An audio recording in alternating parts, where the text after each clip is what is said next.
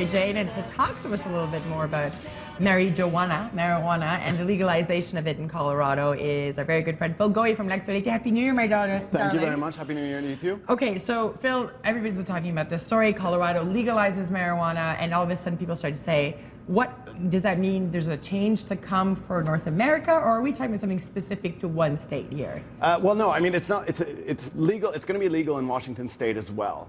They both had referendums last year, and people overwhelmingly supported the legalization. Mm-hmm. Now, it's only been put in place in only Colorado has dispensaries and stores where you can buy it. There's no sort of commercial establishments yet in Washington, but they're coming.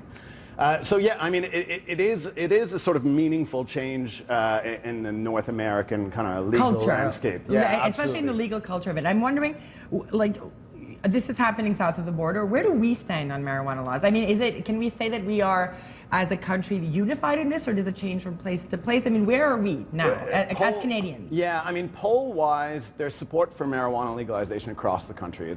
Every single region of Canada supports the legalization or the decriminalization of marijuana. But we seem to have this sort of push and pull happening, right? Where at different times, as early as 1969 and as late as 2003, our federal government flirted with decriminalization or legalization. You're saying two very different things there: yeah, decriminalization and legalization. It said in 2003.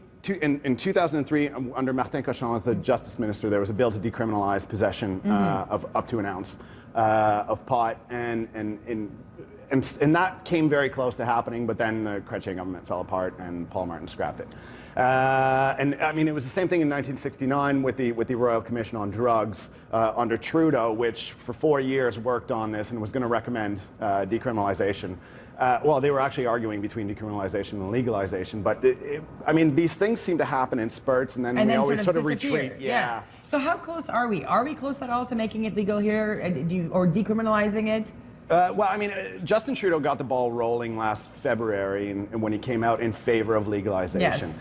And since then, there's been, I mean, quite a few volleys between the Conservatives and the Liberals about it. The Conservatives trying to paint him as a druggy. That was quite something. Yeah, but since then, I mean, as recently as last month, Peter MacKay, in an interview with QMI, suggested that the Tories might be open to softening marijuana laws. He explicitly said, we're not going to decriminalize, but at the same time he was saying, well, we're going to start handing out tickets. We'd be open to handing out tickets for it, which is decriminalization. Yeah. So it's a little hard to gauge where they're at right now. And it's hard for a lot of people to gauge where we're at in Quebec, for example. You know, there seems to be a policy of, like, I guess people can smoke it and there are cops right there. Where are we? Is it a tolerance thing? Well, I mean, and that's really the crux of the issue of marijuana prohibition, is that the application of the laws are totally uneven.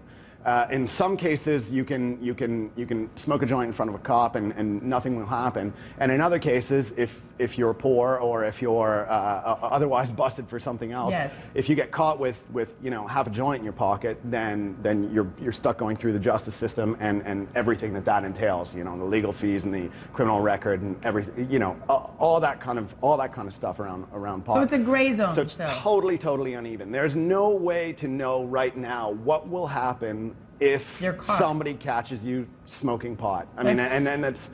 I mean, if there's a case for eliminating prohibition, that would be it. Be good that it's so great. Well, with those very reassuring words, Phil Gohier, yes. Thank you. You're like, there's no way to know what's going to happen. All right, Phil Gohier from L'actualité, of course, check it out on stands in next issue as well. Guys, stay tuned. Lots more to come. You're watching Breakfast Television only on City. I love it.